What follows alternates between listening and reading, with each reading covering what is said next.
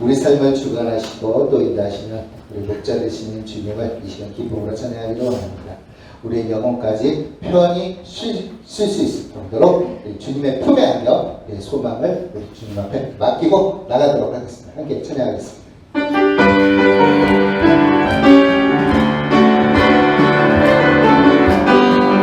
주는 나를 이루시는 목자여 난 주님의 귀한 어린 양 그는 꿀과 맑으시는 물가로 나를 늘 인도하여 주신다.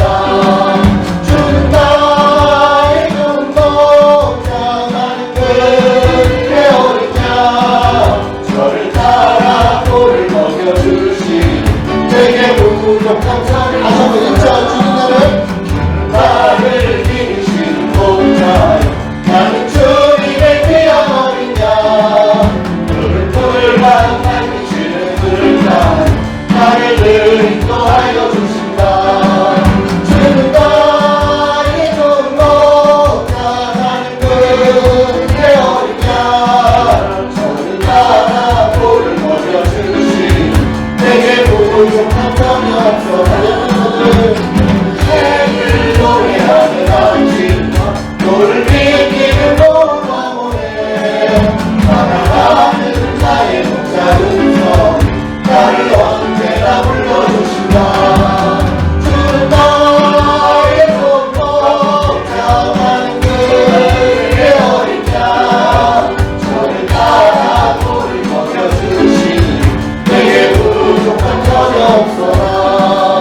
그의 짐승 나를 해치고 가고 거친 비바람 섞지 못하니 나의 주님 강한 손을 펼치사 나를 주야로 지켜주신다.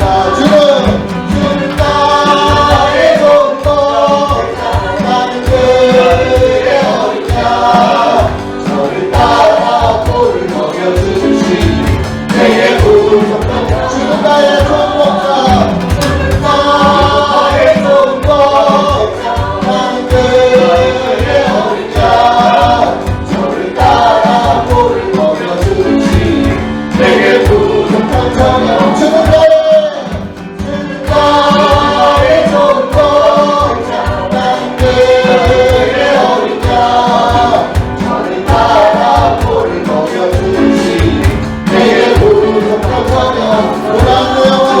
고난의 영혼 병을 싣고 고난이로도 안전하고 복음까지 놀아쓰리시는 주의 영원한 반지에 주의 영원한 정말 함께하사 항상 나를 붙드시니 어느 곳에 가든지 요동하지 않는 주의 팔을 의지하라.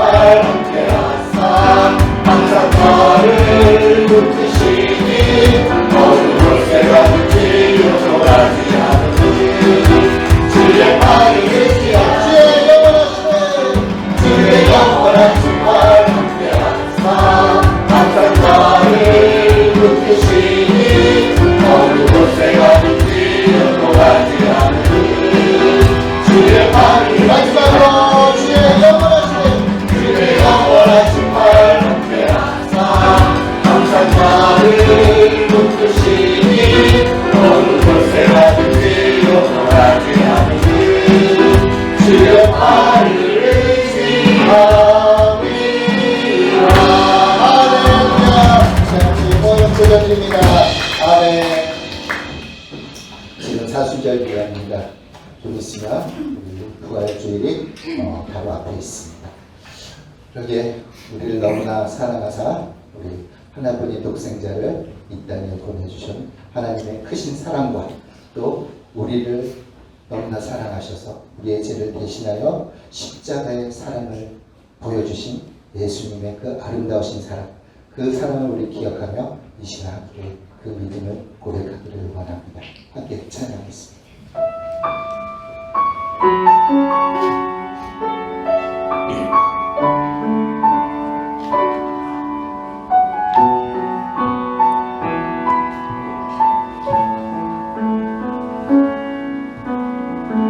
내 안에 주를 향한 이 노래 영원한 노래 있으니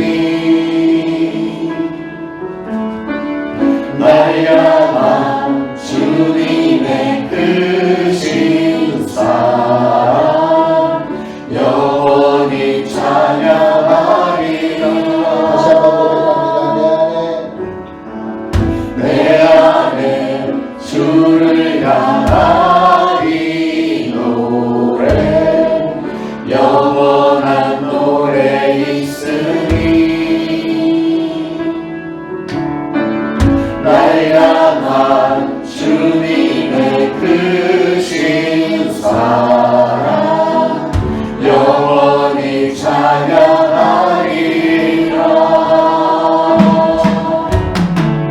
영원히 찬양하리라.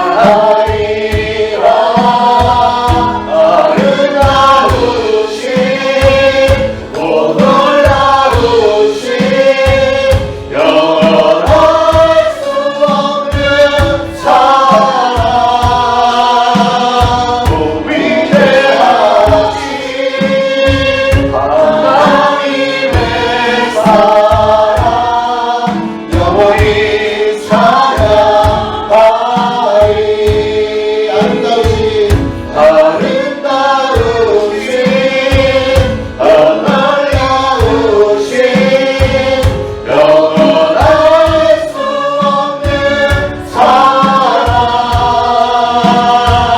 오 위대하신 하나님의 사랑 영원히 찬양하리.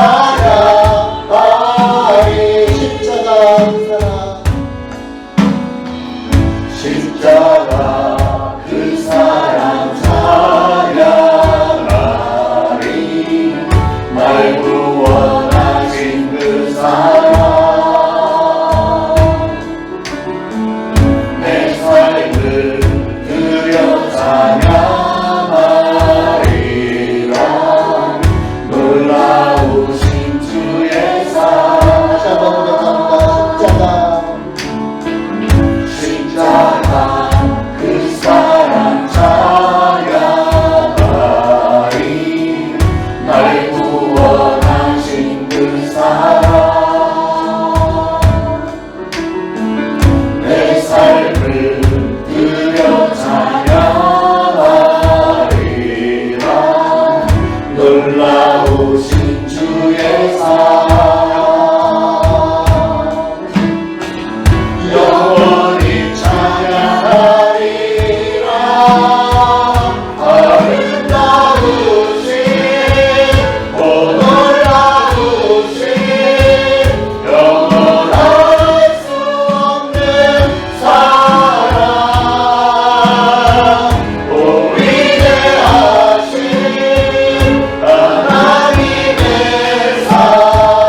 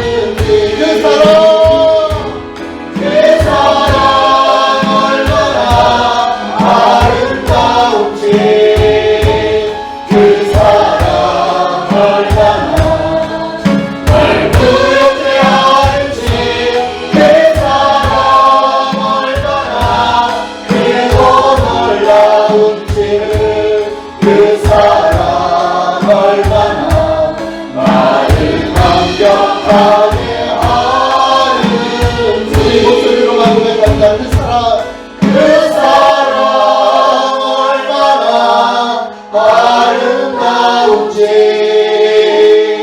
그 사랑 얼마나 날 부엽게 하는지 그 사랑 얼마나 크고 놀라운지는 그 사랑 얼마나 나를 감격하게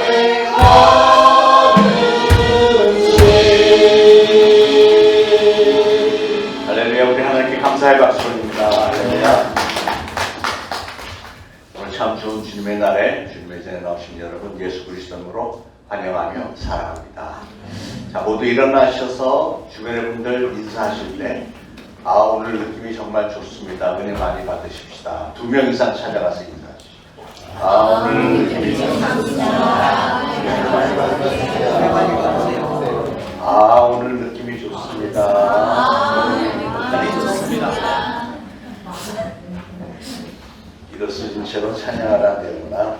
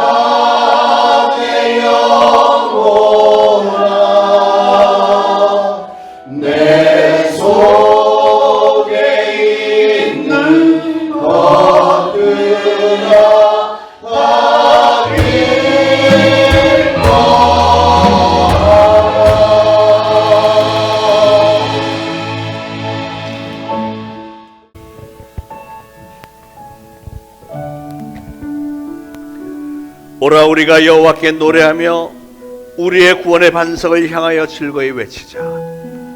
우리가 감사함으로 그 앞에 나아가며 시를 지어 즐거이 그를 노래하자. 여호와는 크신 하나님이시오 모든 신들보다 크신 왕이시기 때문이로다.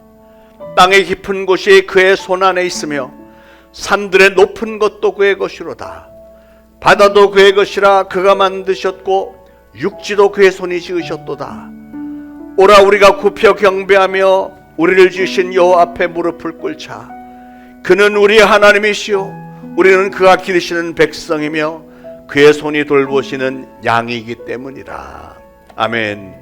우리 시간 각자 하나님 앞에 합심해서 참회 기도 올리겠습니다. 기도합니다. 하나님 아버지 은혜를 참으로 감사를 드립니다. 오늘도 거룩한 주일을 저희들에게 허락하여 주셨고 저희들 오늘도 하나님의 존전에 나와 하나님을 뵙고 하나님을 찬양하게 하시니 감사합니다. 오늘 저희들이 정성을 다하여 바쳐 올려드린 이 예배가 가히 하나님을 기쁘시게 된 예배가 되면 참 좋겠습니다. 우리 사랑하는 성도들이 순수한 마음으로 최선을 다하여 우리 하나님께 올려드린 이 한 시간만이라도 하나님 앞에 집중하며 하나님께 온전히 헌신하기 원하오니 우리 하나님께서 저희들의 예배를 기쁘게 받으시고 그래서 하나님의 기뻐하심이 우리에게도 하감이 되어지고 하나님께서는 이 예배를 통해서 우리에게도 소망을 주시고 기쁨과 능력을 주시기를 소원합니다. 하나님, 이 시간은 참회의 시간인데 우리 하나님의 거룩하신 임재 앞에 서 있는 저 자신을 볼 때 하나님, 저는 영락없는 죄인임을 고백을 합니다. 아무리 하나님의 말씀 따라 살려고 애를 써봤어도 한 주간 다 지내놓고 또 이렇게 참회의 시간에 돌아보면 하나님 앞에 감히 설 수도 없는 그런 죄인임을 고백을 합니다. 그럼에도 불구하고 예수 그리스도의 보혈의 공로를 의지하여 나왔사오니 하나님, 예수 그리스도가 주인으로 우리 안에 자리 잡고 있는 우리 모두의 참여하는 죄를 하나님께서 들으시고 저들의 연약함을 불쌍히 여기셔서 용서하여 주시기를 소원합니다. 저들은 하나님의 언약의 말씀을 믿고 나왔습니다. 내가 그들의 죄악을 사하고 다시는 그 죄를 기억하지 아니하리라 하신 말씀을 저희가 기억합니다. 오라, 우리가 서로 변론하자.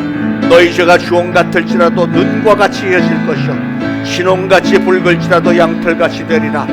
만일 우리가 우리의 죄를 자백하면 저는 미쁘시고 의로우사 우리의 죄를 사하시며 모든 불의에서 우리를 깨끗게 하실 것이라는 말씀을 믿고 나왔사오며 아버지 하나님, 저희를 참여하는 저희들의 심령 가운데 성령님께서 위로하여 주시고 용서하여 주시고 그래서 우리의 예배가 하나님께 기쁘게 상달이 되었는 것을 저희들의 뼈로 피부로 체험하며 하나님께 영광 돌리는 시간 되게 하옵소서. 예배를 통하여서 오로지 하나님께서 영광 거두어 주옵소서. 예수 그리스도 이름으로 간절히 기도합니다. 아멘. 다 같이 사도신경으로 신앙 고백 드리겠습니다. 전능하사 천지를 만드신 하나님 아버지를 내가 믿사오며 그 외아들 우리 주 예수 그리스도를 믿사오니 이는 성령으로 잉태하사 동정녀 마리아에게 나시고 본디오 빌라도에게 고난을 받으사 십자가에 못 박혀 죽으시고 장사한 지 사흘 만에 죽은 자 가운데서 다시 살아나시며 하늘에 오르사 전능하신 하나님 우편에 앉아 계시다가 저리로서 산자와 죽은 자를 심판하러 오시리라. 성령을 믿사오며 거룩한 공회와 성도가 서로 교통하는 것과 죄를 사하여 주시는 것과 몸이 다시 사는 것과 영원히 사는 것을 믿사옵나이다. 아멘. 모두 착석하시고 함께 기도하시겠습니다. 온 우주 만물의 창조자이시고 주관자이시며 인간의 생사 화복을 주장하시는 하나님 아버지, 거룩한 주일에 주님의 자녀들이 기쁨과 감사의 예배를 올려드립니다. 주님께 올려드리는 이 예배가 신령과 진정의 예배가 되길 원하오니 성령님 충만하게 임재하시고 기쁘게 받아 주시옵소서.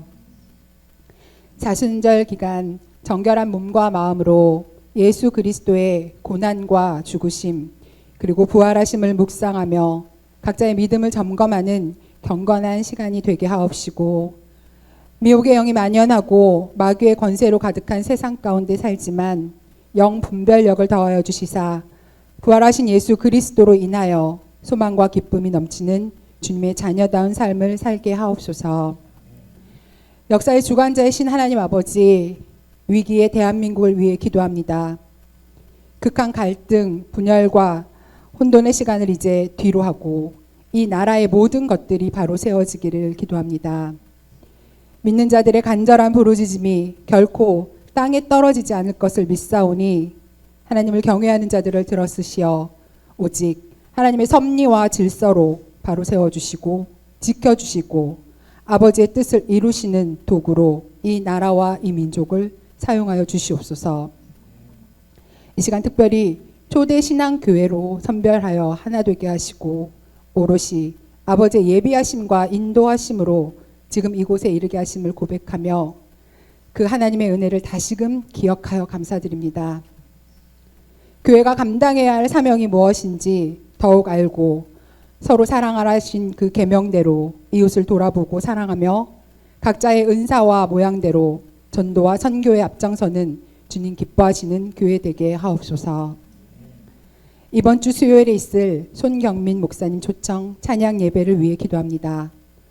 예배와 찬양을 통하여 우리 교회와 예수 그리스도를 지역사회에 알리는 지극히 은혜가 넘치는 시간이 되게 하여 주시옵소서.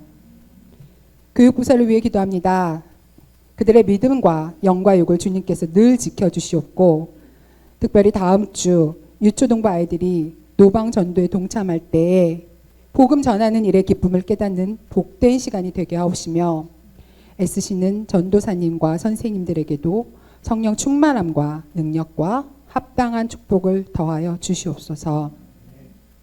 담임 목사님을 기도합니다. 영육의 강건함을 더욱 지켜주시옵고 맡으신 사명 감당하실 때 모든 여건을 넉넉하게 채워주시옵고 이 시간 말씀을 전하실 때 듣는 저희 모두에게 겸손히 받고 깨닫는 은혜와 행하는 믿음을 더하여 주시옵소서. 잃은 양들의 자리를 다시금 채워주시기를 간절히 기도합니다. 성전의 빈자리가 채워지고 함께 기쁨으로 예배드리는 그날이 속히 오길 간절히 바라오며 길이요 진리요 생명이신 예수 그리스도의 이름으로 기도드립니다. 아멘.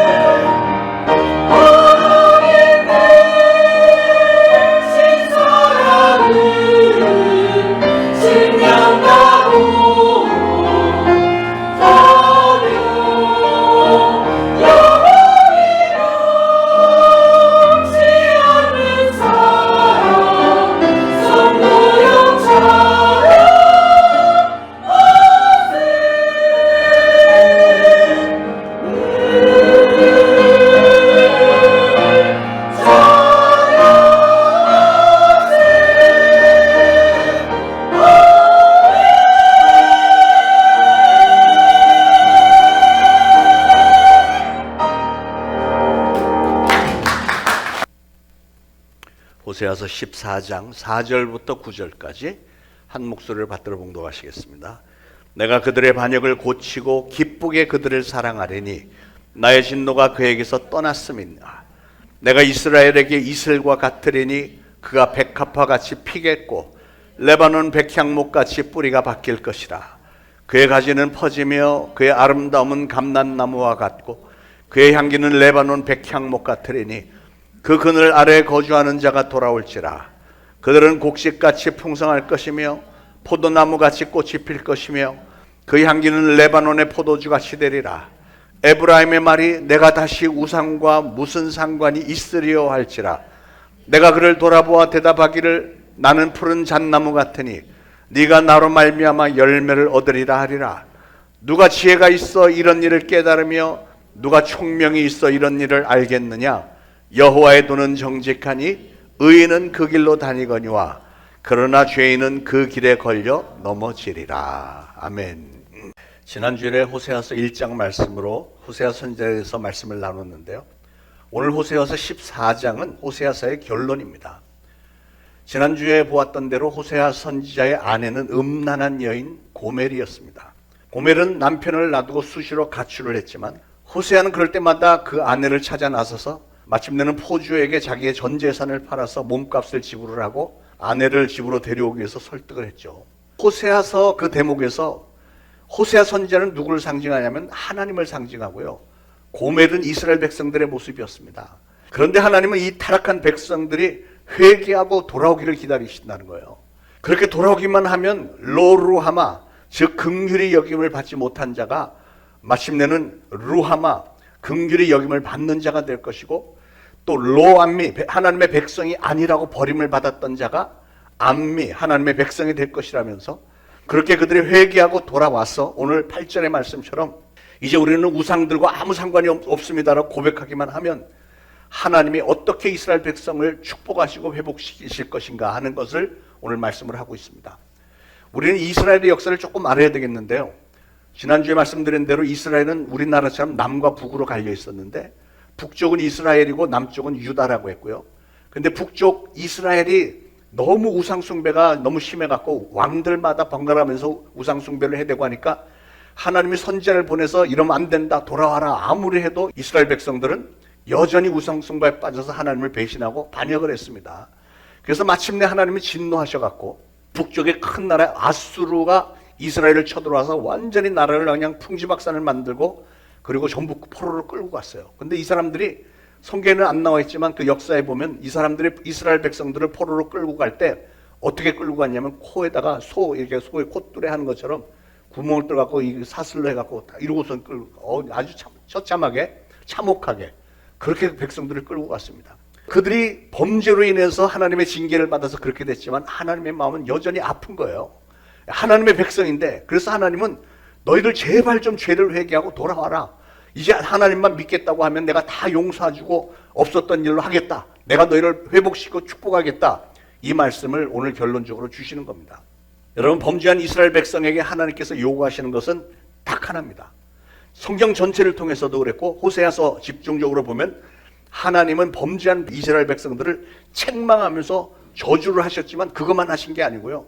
진짜 하나님이 원하시는 건 그들의 죄가 무엇인지 소상히 하나님께서 다 알려주신 후에 그들에게 요구하신 건 딱 한 가지. 잘못했습니다. 회개하고 하나님 쪽으로 돌아서라는 거예요. 돌아오기만 하면 된다는 거예요. 여러분, 이스라엘 백성들은 아수르의 침략으로 그렇게 다 멸망당하고 말았지만 반역했던 그 백성들이 회개하고 돌아오기만 하면 오늘 말씀에도 보니까 하나님은 그들을 기쁘게 맞아주시고 그들을 고쳐주시고 사랑하시고 축복하시겠다는 거예요. 그게 오늘 말씀의 제목입니다. 고치고 사랑하리라. 이게 얼마나 큰 은혜와 사랑의 증거입니까? 여러분, 하나님의 사랑은 영원하고 무제한적입니다. 우리는 그 사실을 온 본문에서 발견할 수 있는데 그건 4절에 고치고 사랑하리라 하는 말로 요약이 되는 거예요. 4절에 내가 그들의 반역을 고치고 기쁘게 그들을 사랑하리니 나의 진노가 그들에게서 떠났음이라 이렇게 말씀하셨어요. 오늘 하나님은 고치고 사랑하시니 라고 말씀하셨는데 그건 하나님의 사랑이 그들의 반역을 징계하심으로 고치는 일만 하는 것이 아니라 고친 후에는 그들을 사랑하시고 축복하시고 회복시켜 주시겠다는 약속입니다.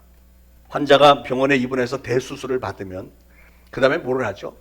여러분, 사람이 무서운 질병에 걸리면 이 치료하기 위해서 수술을 해서 뭘 떼어낼 때가 있습니다. 그래서 다 수술하고 떼어내는 게 말하자면 앗수를 시켜서 이스라엘 백성들을 한번 혼내고 그 다음에 회복시키는 과정하고 비슷해요.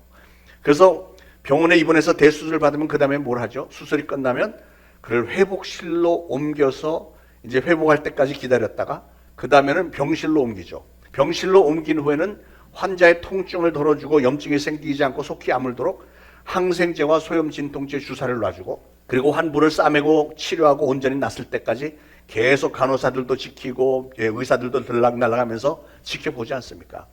근데 만약에 수술실에서 수술이 잘 됐습니다 하고 그냥 수술을 받은 환자를 그냥 거기다 계속 팽개쳐 놓는다면 그거 어떻게 되겠어요?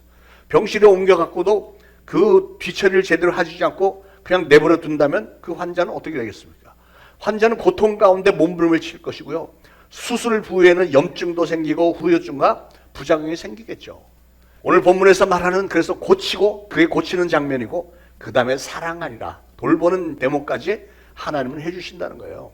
하나님은 우리가 회개하고 돌아오기만 하면 우리를 기쁜 마음으로 우리를 받아주시고 우리를 고쳐주실 뿐만 아니라 계속해서 돌봐주시고 진심으로 사랑하시고 회복시켜 주시겠다 하는 뜻입니다. 하나님은 우리가 회개하고 돌아오기만 하면 우리를 기쁜 마음으로 우리를 받아주시고 우리를 고쳐주실 뿐만 아니라 계속해서 돌봐주시고 진심으로 사랑하시고 회복시켜 주시겠다 하는 뜻입니다. 구체적으로 하나님은 이스라엘 백성들에게 또 오늘 우리에게 어떤 약속을 하셨는지 한번 보겠습니다. 5절에 보니까 내가 이스라엘에게 이슬과 같으리니 그가 백합화 같이 피겠고 레바논 백향목 같이 뿌리가 박힐 것이라 그랬습니다. 이 말씀은 하나님은 우리를 그냥 내버려두지 않으시고 이슬처럼 우리가 목마르지 않도록 우리에게 생명수를 주시고 그 결과로 우리가 백합화처럼 아름답게 피겠고 레바논의 백향목 같이 뿌리가 깊이 내려서 건강하게 잘 성장해서 열매를 많이 맺게 될 것을 약속하고 계신 겁니다. 여러분, 이 말씀을 하다 보니까 요즘에 밖에 나가면 개나리와 벚꽃, 목련꽃, 산수유 등이 아주 정말 아름답게 폈는데 그렇게 꽃들이 확 이렇게 봄에 피면 얼마나 우리의 마음을 포근하게 해주고 행복하게 만들어줍니까? 그런데 하나님은 우리의 삶에도 꽃이 피고 또 뿌리가 깊이 박혀서 건강한 생명을 유지하고 또 열매를 많이 맺을 수 있도록 돌보아 주시고 지켜주시겠다는 거예요. 좀 더 자세하게 살펴보면 4절에 내가 그들의 반역을 고치고 그랬는데요. 여기서 고친다는 것은 세 가지 의미를 생각해 볼 수 있습니다. 고친다. 첫째는 죄에 빠져서 다 망가진 우리의 영혼을 고쳐서 구원하시겠다는 것이고, 두 번째는 우리 육신의 질병을 고쳐서 건강하게 만들어 주시기를 원하시고요. 세 번째는 우리의 삶을 고쳐서 올바른 인격과 신앙으로 우리를 무장시켜 주시겠다고 하는 의미가 들어 있습니다. 중요한 건 하나님은 가장 먼저 뭘 하셔야 되냐면 반역을 고쳐야 된다는 거예요. 고쳐야. 여러분, 하나님 앞에 반역이라고 하는 것은 하나님에 대한 배신과 불신을 얘기합니다. 우리는 하나님으로부터 생명을 받았고 온 우주 만물 세상 만사가 하나님이 주관하시는데 그 하나님을 믿지 않고 이상하게 이스라엘 백성들은 돌로 만든 바알 신에게 가서 섬기고 나무로 만든 아세라에 가서 절하고 이런 짓을 더 좋아하는 거예요. 음란한 짓을 그렇게 좋아했습니다. 그러니까 하나님이 진노하시는 거예요. 하나님이. 그래서 하나님에 대한 그게 불신이고 배신이기 때문에 하나님 그걸 진노하시는데, 그래서 그들이 그렇게 나라가 완전히 망해버렸는데 하나님은 그들의 반역부터 고치시겠다는 거예요. 여러분, 하나님의 사랑은 우리 인간들의 사랑과는 좀 다릅니다.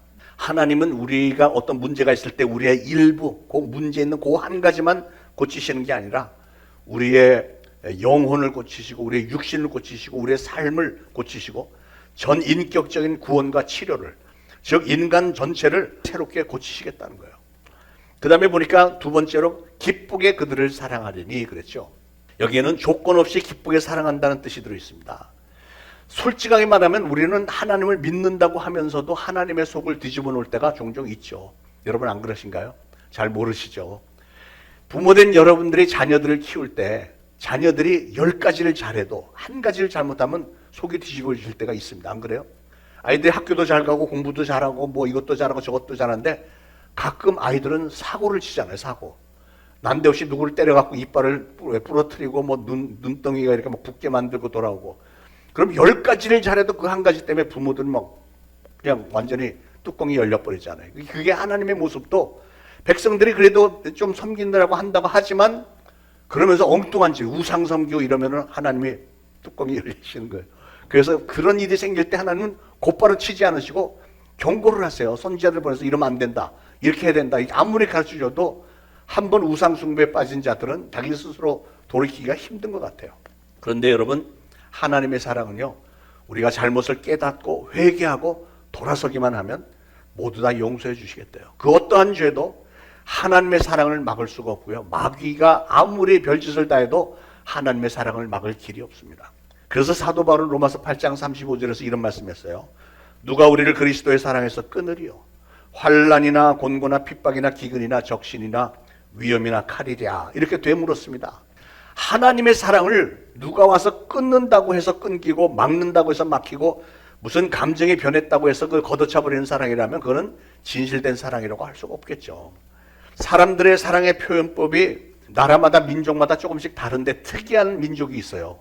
에스키모 사람들은 반가운 사람을 만나면 사랑한다는 표현을 어떻게 하는지 아세요? 서로 뺨을 때리는데 사랑해 막 뺨. 나 그 나라 가서 살고 싶지 않아요. 반갑다면서 막 뺨을 때리고. 티베트 사람들은 반갑다는 표현을 자기 귀를 잡아당기면서 혓바닥을 이렇게 길게 내면서 그게 반갑다는 뜻이래. 통가 사람들은 반가울 때 머리를 두 사람이 맞대고 눈을 막 부라리면서 위아래로 막 내리면 그게 반갑다는 뜻이래요. 이렇게 사람들은 반갑다, 사랑한다 표현이 다 다를 수 있어요. 그런데 그런 건 모두 인간의 그 사회의 한계 안에서 상대적인 사랑을 표현하는 것이고요. 우리 하나님의 사랑은 그런 수준이 아니죠. 하나님께서 우리에게 보여주신 사랑은 우리가 하나님으로부터 사랑받을 조건을 제대로 갖추지 못했는데도 불구하고 우리를 사랑해 주시는 거고요. 용서받을 수 없는 우리를 용서해 주셨고 도저히 고침을 받을 수 없는 사람인데 하나님은 우리를 고쳐주시는 거예요. 더군다나 나를 사랑하시고 고치시는 하나님은요, 우리가 한번 회개하고 잘못했습니다, 다시는 안 그렇게 하고 돌아서기만 하면 이전에 우리가 범했던 그 어떠한 죄를 기억조차 하지 않으신대. 야, 하나님이 기억조차 하지 않으신다. 이게 가능할까요? 우리 인간들도 맺힌 거는 평생 기억을 하는데요. 근데 하나님은 하나님이시니까 가능하다는 거예요. 하나님이 그냥 기억조차 않으시겠다고 지워버리면 그냥 다 지워지는 거예요. 그래서 우리가 정말 어떠한 죄에도 불구하고 회개하고 돌아서기만 하면 하나님은 미소를 지으면서 우리를 반갑게 기쁘게 우리를 맞아주시고 그저 축복을 하시고 사랑하시고 회복시켜 주신다고 하는 것입니다. 그 엄청난 하나님의 사랑 앞에서 우리는 마땅히 기쁨과 감격으로 하나님께 더 감사하면서 우리도 신앙의 공동체 안에서 서로서로 그렇게 사랑을 해야 될 줄로 믿습니다. 하나님께서 우리에게 요구하고 기대하시는 사랑은 또한 어떤 강요된 웃음이나 강요된 친절이 아닙니다. 이 얘기를 하면서 미국 영화의 한 장면이 생각이 났는데 어떤 그 LA에 있는 어떤 편의점에 강도가 들어왔는데 그 주인이, 편의점 주인이 한국 사람이더라고요. 한국 사람인데 이 강도가 탁 총으로 주인이 협박하면서 돈 내놔 이러고 있는데 밖에서 마침 보안관이, 순찰하는 보안관이 클린트 이스트우드가 딱 이 그 편의점으로 들어오는 거예요. 그러니까 당황한 강도가 주머니에다 권총을 넣고 너 내가 겨누고 있으니까 허튼 짓 하지 말고 그냥 자연스럽게 미소 지면서 저 사람 내보내. 그랬습니다. 이제 클린트 이스트우드가 딱 들어오니까 그 주인이 Hello, Sheriff, how are you? 하면서 막 웃는데 입은 분명히 웃는데 얼굴 표정은 웃음이 아니죠. 굉장히 어색한. 예. 그러니까 아무리 그 연기를 한다고 해도 사랑하거나 진짜 반갑다고 하는 건 얼굴 표정이 숨기기가 힘들어요. 그렇잖아요. 그러나 오늘 본문에 하나님이 우리를 기쁘게 사랑하신다 하는 것은 하나님은 진짜로 우리가 죄를 회개하고 돌아오기만 하면 그렇게 기쁘다는 거예요. 그렇게 이게 꼭 뭐 같으면 탕자가 집을 나갔다가 돌아왔을 때 아버지는 너무 기쁘니까 그냥 그를 끌어안으면서 막 반겨 환영하는 것처럼 우리 하나님도 우리를 진심으로 그렇게 사랑하신다는 거예요. 하나님은 우리 신앙의 공동체가 그런 신앙의 공동체가 되기를 원하시는 줄로 믿습니다. 자, 5절에 또 보니까 내가 이스라엘에게 이슬과 같으리니 그랬는데 하나님은 왜 이슬을 예로 들으셨을까? 여러분, 이슬을 잘 들여다보면 정말 아름답습니다. 아침에 이런 시간에 나가면 해가 막 이렇게 동이 트기 시작할 때 보면 이 풀잎에 이슬들이 초롱초롱 이렇게 맺혀 있잖아요. 그 햇빛에 반사되는 그 이슬을 보면 그야말로 오색 찬란한 보석처럼 막 정말 예쁘잖아요. 그래서 옛날에 그런 노래 있었죠.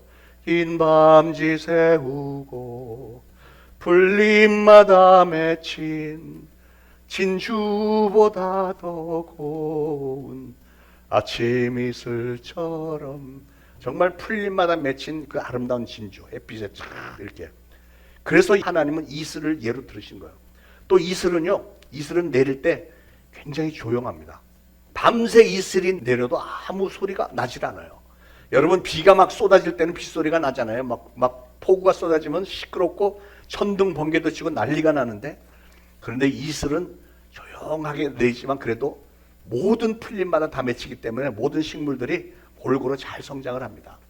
근데 신기한 거는 이스라엘은 근동 지방이고 굉장히 더운데 낮에는 1년 내내 낮에는 40도 45도 그래요.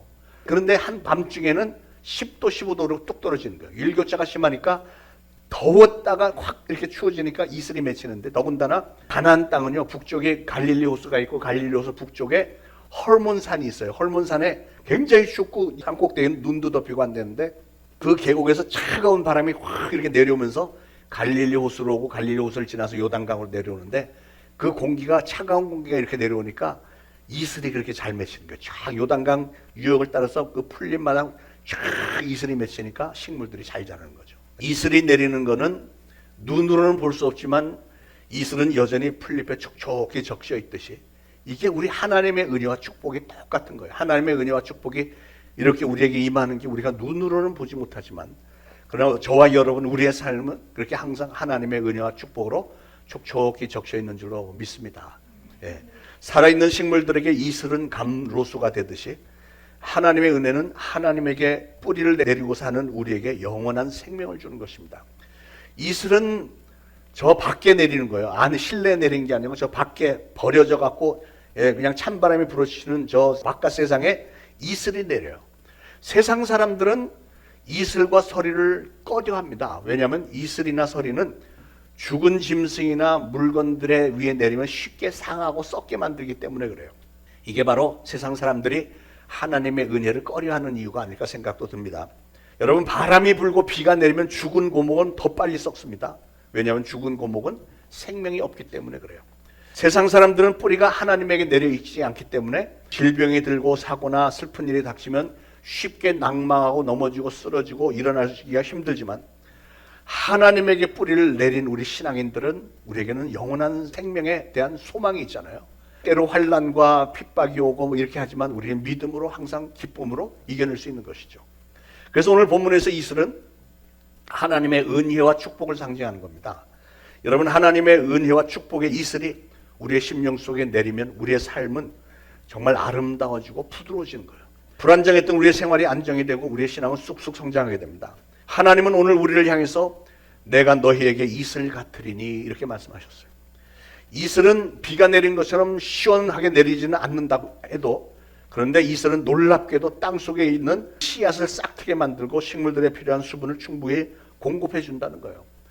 오히려 비가 막 쏟아지면, 비가 막 폭우가 쏟아지면 그 잎사귀들 다 이렇게 망가뜨리고 꺾어버리고 이렇게 하기도 하고, 또 비가 쏟아졌다가 금방 비가 말라버리면 땅은 딱딱하게 돼요. 그럼 땅 속에 있던 그 싹이 올라올 때 도리어 힘들게 겨우겨우 올라오는 거죠. 하나님은 우리에게 이처럼 우리에게 꼭 필요한 넘치는 은혜의 이슬을 약속해 주셨습니다. 여러분, 이슬이라고 하는 것은 무슨 장마철처럼 특별한 절기에만 내리는 게 아니고 이슬은 매일매일 내리는 거예요. 매일매일. 하나님의 은혜도 그렇다는 거예요. 하나님의 은혜는 특별한 날만 임하는 게 아니고 매일매일 우리에게 임하는 거예요. 하나님의 은혜는 우리가 선을 행할 때만 내리는 게 아니고 우리가 죄에 빠져 있을 때도 하나님의 은혜는 내려주십니다. 하나님의 은혜는 우리가 하나님의 마음에 합한 일만 할 때만 내리는 게 아니라요, 그러지 않을 때도 하나님은 여전히 우리에게 임한다는 거예요. 하나님의 은혜는 그렇게 매일매일 순간순간 내리는 게 하나님의 은혜예요. 좋은 예로 이스라엘 백성들이 광야에서 40년 사는 동안에 만나가 내렸잖아요. 만나가 내린 것을 마치 이슬이 내린 것처럼 내렸다고 표현을 했습니다. 성경에. 만나는 일주일분, 한 달분이 한꺼번에 확 내려오는 게 아니라 매일매일 필요한 만큼만 하나님은 내려주셨어요. 그런데 40년 동안 단 하루도 빠짐없이 내려주셨습니다. 이스라엘 백성들이 그냥 배신하고 우상 섬기고 이럴 때도 하나님은 만나를 내려주셨어요. 하나님은 우리가 무슨 짓을 할 때도 여전히 우리에게 은혜를 베풀어 주세요. 그래서 이걸 가리켜 이슬 같은 하나님의 은혜다. 그래서 이슬과 같은 하나님의 은혜가 아니면 우리는 단 하루도 생존할 수가 없습니다. 가나안 땅의 식물들이 매일매일 그렇게 내린 이슬로 생명을 찾았고 정말 젖과 꿀이 흐르는 땅이 되었듯이 저와 여러분 우리의 영혼도 하나님의 은혜를 그렇게 매일매일 받을 때 생명력이 솟아나는 줄 믿습니다. 5절 중간에 또 보니까 그가 백합화 같이 피겠고 그랬는데 백합화는 아름다움의 상징이죠. 얼마나 백합 아름답습니까? 하나님의 은혜와 축복 이슬을 머금은 사람은 그 은혜와 축복 가운데서 백합처럼 아름답게 자라고 사랑스럽고 향기가 참 백합은 굉장히 향기가 세잖아요. 백합 이렇게 꽂아놓으면 막 진동합니다. 그 향기로. 그래서 여러분의 주변도 여러분이 마치 백합처럼 돼서 아주 그 향기로 여러분의 주변이 흠뻑 젖게 된다는 거예요. 여러분 하얀 백합화는 또한 순결을 의미합니다. 순결. 예수 그리스도를 통해서 죄사함을 체험할 때 우리의 죄는 깨끗하게 씻김을 받아서 하나님이 보시기에 순결한 백합처럼 그렇게 된다는 거죠. 사랑하는 여러분, 우리는 원래가 다 태어날 때부터 죄인이었습니다. 죄인으로 태어났습니다. 사도 바울이 고백했듯이 우리 역시 다 죄인 중에 괴수라고 할 수 있겠어요. 순결하지 못한 인생이 어떻게 백합화처럼 아름답게 그리고 순결하게 필 수 있을까요? 그것은 오로지 하나님의 은혜와 축복으로만 가능한 것입니다. 하나님은 하나님의 은혜와 축복의 이슬을 우리에게도 풍성하게 내려주셔서 우리로 하여금 백합화처럼 아름답고 순결하게 많이 풍성하게 피워주실 줄로 믿습니다. 5절 중간에 또 보니까 레바논 백향목같이 뿌리가 박힐 것이라 그랬어요. 용비어천가에도 보면 뿌리 깊은 나무는 바람이 불어도 넘어지지 않는다 그런 말이 있습니다. 여러분 뿌리는 흙에 가려서 보이지 않습니다. 그러나 뿌리로부터 이 나무는 모든 수분과 영양분을 다 공급받죠. 생명력을 공급을 받습니다. 열매를 맺는 힘도 다 뿌리에서 올라옵니다. 그렇게 뿌리가 깊이 박혀 있을 때는 바깥에 바람이 불고 서리가 불고 해도 어떠한 장애물도 이 뿌리가 깊기만 하면 다 견뎌냅니다. 오히려 더 복된 요소로 나무에 작용합니다. 우리의 신앙도 마찬가지예요. 우리 신앙도 하나님 예수 그리스도에게 뿌리가 깊이 새겨진 박혀진 신앙은 심지가 견고해서 아무리 세상에서 환난의 비바람이 몰아쳐대도 여전히 우리는 평안과 능력이 우리에게서 확실하게 나타나게 되는 법입니다. 여러분 하나님은 우리의 삶의 뿌리가 되는 줄로 믿으시기 바랍니다. 많은 사람들이 자기의 뿌리를 무슨 인맥이나 무슨 권세자들에게 내리려고 온갖 힘을 다 하고 있습니다. 줄을 잘 서야 된다 그러면서 엉뚱한 데 가서 줄 서 있습니다. 그러나 그런 것들보다 훨씬 더 깊고 흔들리지 않는 뿌리는 바로 하나님이죠. 하나님. 우리 신앙인들에게 하나님, 예수 그리스도가 진짜 우리의 뿌리죠. 하나님께서 뭐라고 하셨냐면 나를 사랑하고 내 계명을 지키는 자에게는 1000대까지 은혜를 베푸신다 이렇게 말씀하셨어요. 하나님이 우리의 뿌리가 되어서 1000대까지 축복을 제공해 주신다는 뜻입니다. 저는 하나님을 자신의 뿌리로 삼은 사람들을 그동안 많이 보았습니다. 특히 부모와 형제 모두가 다 하나님을 잘 섬기는 가정은 특별한 은혜와 축복이 넘치는 것 같아요. 물론 그들도 환난과 풍랑 만나지만 그들 가운데서도 항상 하나님은 잘 질서를 잡아주셨고 많은 축복과 은혜가 넘쳤습니다. 같은 성도라도 하나님에게 그렇게 깊이 뿌리를 내린 성도들은 그런 축복이 있고요. 어떤 상황에서도 하나님은 항상 합력해서 선을 이루어 주시는 것을 저는 너무나도 많이 봤습니다. 옛날에 한 5, 60년 전에 연탄으로 아랫목을 따뜻하게 했던 시절의 얘기인데요. 교회에서 가장 모범적이던 어떤 집사님 가정에 집에 불이 났어요. 순식간에 불은 집을 삼켰고 가족들 몸만 겨우 빠져나왔답니다. 그랬더니 어떤 사람들이 목사님에게 물었어요. 아니 목사님 저렇게 하나님을 잘 믿고 잘 섬기고 봉사 잘하고 평소에 많이 베풀고 남들에게 덕을 많이 쌓은 저 가정에 왜 불이 납니까? 하나님은 왜 이런 것을 허용을 하셨을까요? 이런 질문을 하면 목사들도 참 말이 막힙니다. 뭐라고 대답을 해야 이게 옳을지 모르겠을 때가 많아요. 그런데 그 증거는 바로 나타났어요. 성도들이 그 가정에게 다 은혜를 입은 성도들이 전부 몰려와서 막 도와줬습니다. 평안히 있을 곳을 거처도 마련해주고 먹을 것 입을 것 잔뜩 가져다 줬고요. 몇 달 지나지 않아서 놀랍게도 그들은 집을 새로 지을 수 있게 됐고 사업도 다시 복구되었고 왕성하게 번영했습니다. 그 화재로 인해서 이 가정은 자기들이 하나님과 성도들로부터 이렇게 축복을 받았구나. 이게 너무 감격했다는 것이고요. 더 기가 막힌 일이 하나 있었는데 그게 뭐냐면 그 집이 이제 상당히 낡은 집이었는데 불이 난 뒤에 들어가서 보니까 장롱을 놓았던 자리 그 밑바닥 구들장이 막 쩍쩍 완전히 구멍이 크게 나 있더라는 거죠. 그러니까 장판 여기저기서 연탄가스가 올라오는 그런 상황이었던 거예요. 그해 겨울에는 여러 날 저기압이 계속됐고요. 그래서 그때 수백 명이 연탄가스 중독으로 죽었는데 이분들이 돌아보니까 자기네 집에 불이 나지 않았더라면 자기 가족들도 전부 연탄가스에 중독돼서 죽을 뻔했었구나. 그래서 오히려 집에 불이 난 게 하나님께서 우리를 살려주시려고 불을 허용하셨구나 이렇게 생각해. 그래서 간증을 했다는 거죠. 5절 끝에 레바논 백향목 같이 뿌리가 박힐 것이라 그랬는데 왜 또 하필이면 레바논 백향목일까요?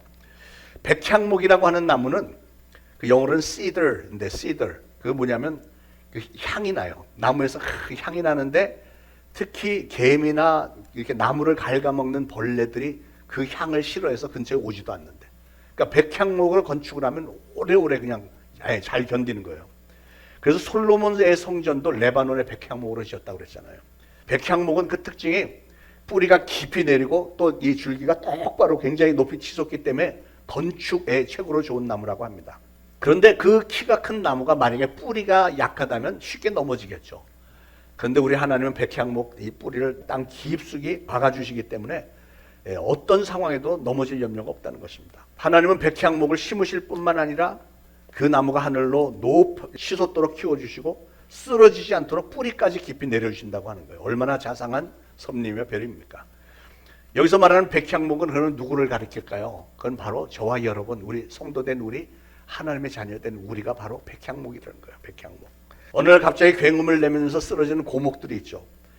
어떤 이유 때문에 인생의 현장에서 또 사고를 당하거나 어떤 갑자기 불치병 만나갖고 쓰러지는 경우도 종종 있습니다. 미리 예고가 돼 있는 상태에서 서서히 쓰러진다면 그래도 미리 좀 준비를 할 수 있겠는데 우리 인생들도 갑자기 쓰러져 버리면 속수무책이죠. 그러나 하나님은 하나님의 자녀가 된 우리를 레바논의 백향목처럼 더러운 그 벌레 같은 악한 영들이 틈타지 않도록 막아주시고 쫓아내주시고 쓰러지지 않도록 뿌리를 깊게 내려주신다 하는 의미예요. 뿌리가 깊은 나무, 참으로 커다란 축복이죠. 그런 축복이 저와 여러분에게도 풍성하게 임하기를 축원을 드립니다. 자, 오늘 5절로 8절에 보니까 이런 표현들이 있어요. 백합화 같이 피겠고 레바논 백향목 같이 뿌리가 깊이 박힐 것이다. 그 가지는 퍼지며 그 아름다움은 감람나무 같고 포도나무 같이 꽃이 필 것이며 푸른 잣나무 같으니 이런 표현들이 줄줄줄 계속 있습니다. 여기서 언급되고 있는 백합화, 백향목, 감람나무, 포도나무, 잣나무 등은 이스라엘 백성들과 하나님의 자녀된 저와 여러분 우리를 가리키는 말이에요. 그리고 여기에 또 피고 박히고 퍼지고 아름답고 이런 표현들은 하나님의 축복이 구체적으로 그들에게 나타나는 모습을 설명해 주는데 감람나무와 포도나무와 잣나무는 열매를 맺는 나무들입니다. 그런데 8절 끝에 보니까 네가 나로 말미암아 열매를 얻으리라 그랬어요. 그 나무들이 하나님의 은혜로 열매를 맺게 되고 그 열매를 따게 된다는 거예요. 여러분 열매는 땀과 수고의 결과입니다.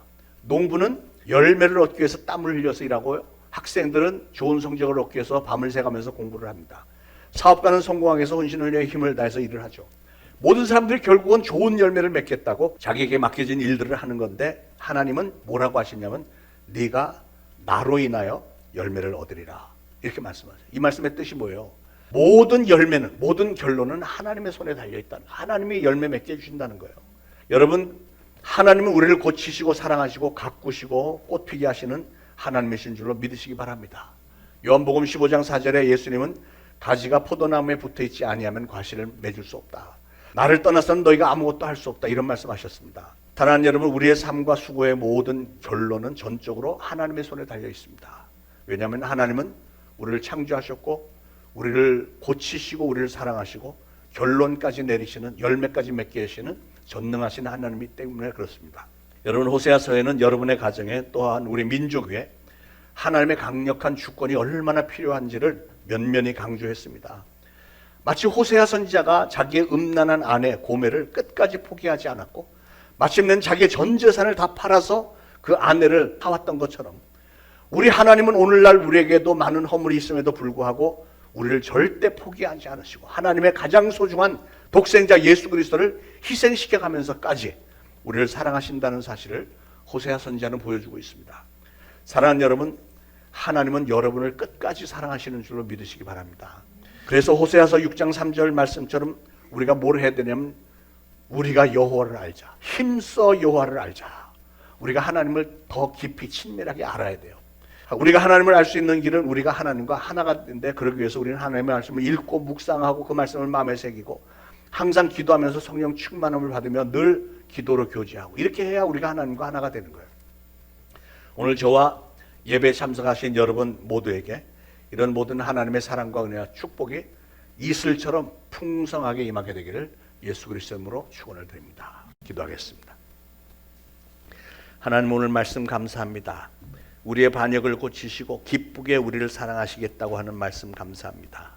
하나님은 우리에게 이슬처럼 우리가 백합화 같이 피겠고 레바논 백향목 같이 뿌리가 내려지고 우리의 가지는 퍼지며 우리의 아름다움은 감람나무와 같고 우리의 향기는 레바논 백향목 같을 것이며 우리는 풍성해질 것이며 포도나무같이 꽃이 필 것이며 그 향기는 레바논의 포도주와 같이 되리라.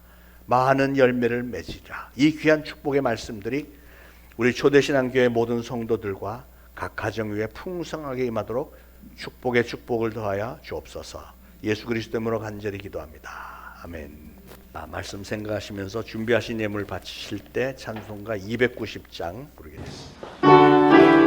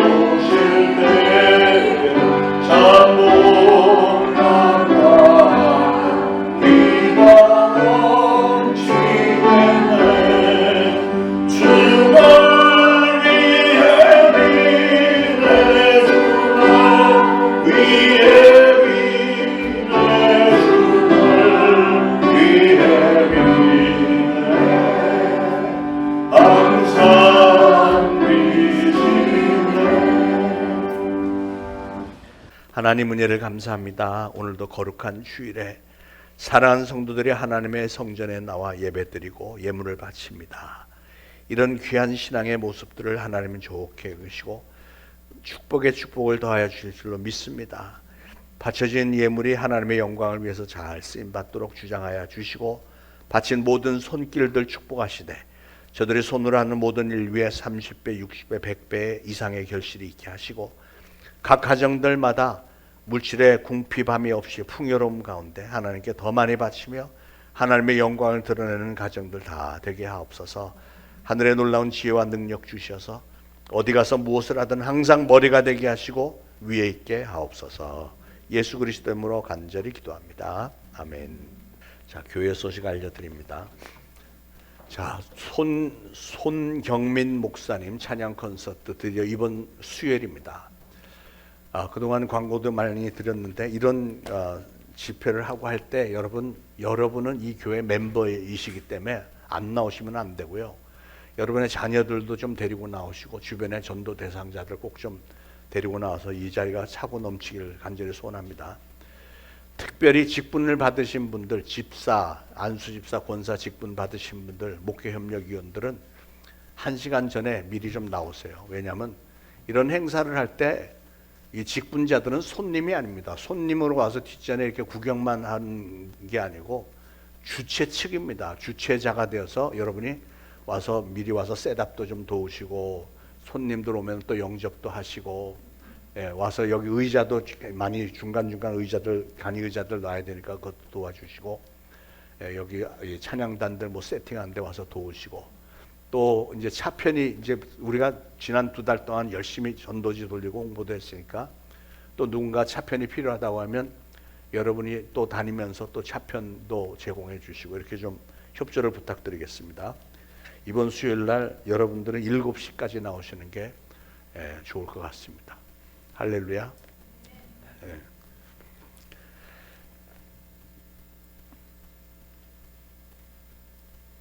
우리가 열심히 노방전도 하는데 이번 금요일도 했고 어제도 여기 그 모담 축제하는 데 가서 비 오는데 열심히 아주 신나게 참 많이들 가서 하셨는데 굉장히 분위기도 좋고 많이들 굉장히 그 오히려 막 서로 달라고 하면서 전도지 달라고 해서 뭐 좋은 건가 해서 막 달라고 해서 주고 막 이랬는데 애써주신 분들 감사하고요. 우리 교회가 요즘에 전도가 굉장히 활발해져. 주일날도 보면 이 운양동 전체가 이 초대신앙교회 띠를 두르고 다니는 분들로 가득해서 얼마나 뿌듯한지 모르겠습니다.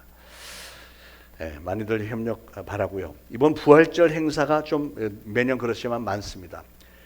다음 주일 지나고 나서 그 다음 월요일부터 한 주간 동안은 월요일부터 금요일까지는 특별 새벽기도인데 고난주간입니다. 고난주간 특별 새벽기도, 예수님께서 예루살렘에서 고난당하신 기간을 기념하면서 특별 새벽기도 하고요. 우리 찬양단도 물론 쓸 것이고 금요일에는 성금요 예배해서 그날은 1년 중에 가장 경건한 날, 우리 예수님께서 십자가에 달려 돌아가신 날이니까 저녁에 성금요 예배를 드리고 주일날은 부활주일 예배를 드리고요. 이번에는 우리 창립기념 예배가 부활절하고 겹쳤습니다. 그래서 같이 겹쳐서 4월 20일에 부활주일 겸 창립 제9주년 기념 예배고 이번 창립 예배 때는 이경희 집사님이 그날 권사 임직 받으십니다. 그래서 축하 좀 해주시고 2부 예배 때 11시 예배 때 그 행사를 하려고 하니까 많이들 기도 많이 부탁드리고요. 이번에 특별히 부활절 끝나고 나서 한 주간 새벽기도를 특별 새벽기도를 더 합니다. 왜냐하면 부활주일 전에는 고난주간 슬픔 가운데 이렇게 있는데 부활하시고 이제 승리하신 그 메시지로 우리가 정말 앞으로 이 소망, 부활의 소망 특별 새벽기도로 우리가 축복을 좀 받아야지. 제가 고난주간에 이렇게 새벽기도를 하다 보면 많이 슬프잖아요. 고난당하고 그러다 보니까 슬픈 일들, 고난당한 일들이 종종 생겨. 그것만 하면 안 되겠더라고요. 그래서 부활주일 부활하고 막 승리하고 이런 특별 새벽기도를 해야 여러분의 삶에도 정말 소망이 넘치고 기쁨이 넘칠 것 같아서 이번에 그렇게 하니까 기억하셔서 많이 참석하시길 바라고요. 자, 모두 일어나셔서 384장 1절 3절 부르시고 1절만 부르시고 축도 예배 마치겠습니다.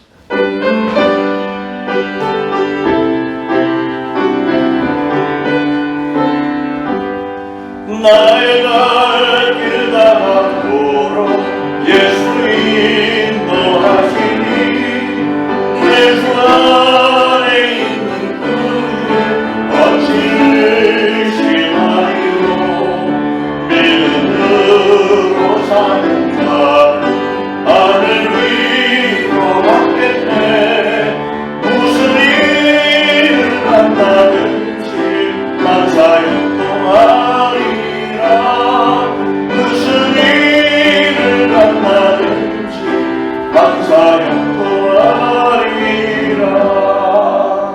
아멘.